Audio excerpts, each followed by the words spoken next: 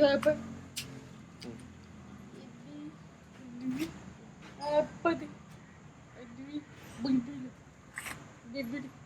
ഞായറാഴ്ച രാത്രിയായിരുന്നു സംഭവത്തിന് അർത്ഥമായ ഇഷ്യൂസൊക്കെ നടന്നുകൊണ്ടിരുന്നത്. ഞങ്ങളും ഞാൻ സിസ്റ്ററിൻ്റെ ഹസ്ബൻഡാണ്.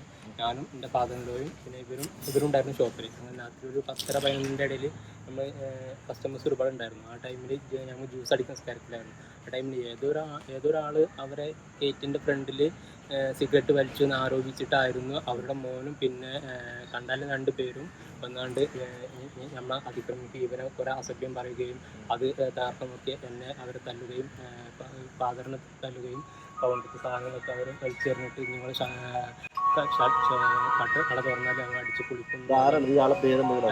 അലൂഷറുടെ ആളാണ് മൂപ്പര മോന്. അതായത് അവരെ ആ ചെക്കന്മാർ മൂപ്പര ഫാദറിൻ്റെ മോനാണ് വന്നാണ്ടാണ്. മൂപ്പരും ആ 2 കൂട്ടാളികളും ഫ്രണ്ട്സായിരുന്നു.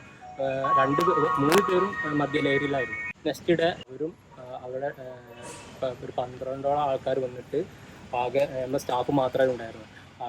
അവരെ തല്ലുകയും മർദ്ദിക്കുകയും അവരെ ഇവിടെ കണ്ടാൽ ഫുഡ് കളയുന്നൊക്കെ പറഞ്ഞിട്ട് ഇവരാകെ അലങ്കോലാക്കി സാധനമൊക്കെ വലിച്ചിട്ട് ഗ്ലാസ്സൊക്കെ അടിച്ചു പിടിച്ചു.